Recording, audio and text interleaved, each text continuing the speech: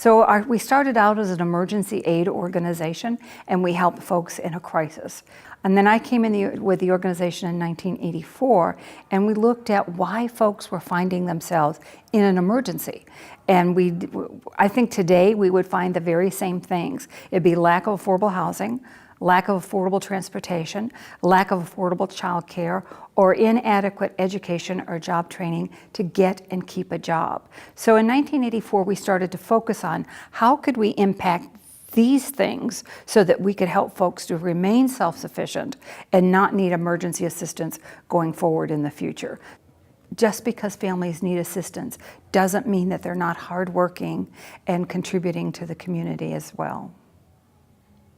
About 40 years ago, I found myself as a single mother of 2 teenagers, and I needed to be able to take care of my family and did not have the skill set to do so.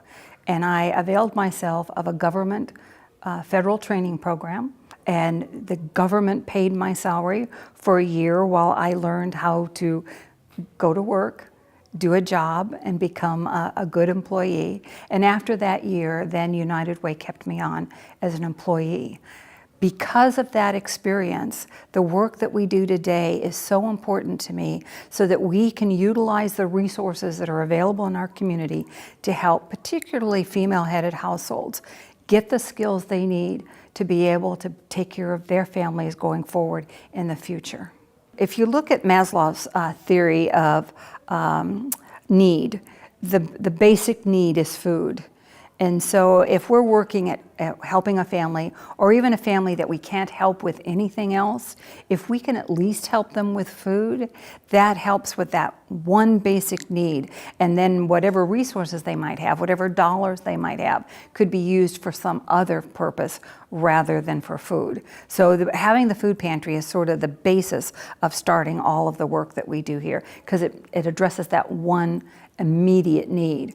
And then if you look at our housing program and you're looking at putting families in their own space so they have a roof over their head, now they have food in their stomachs and a roof over their head, and they can begin to think about what's next. What do I do next to help my family? Because these 2 basic needs are met. You know, if you can't change both generations, you're really not going to change the whole issue of poverty. So if we can help parents be better role models for their children, then you change the whole life for that next generation.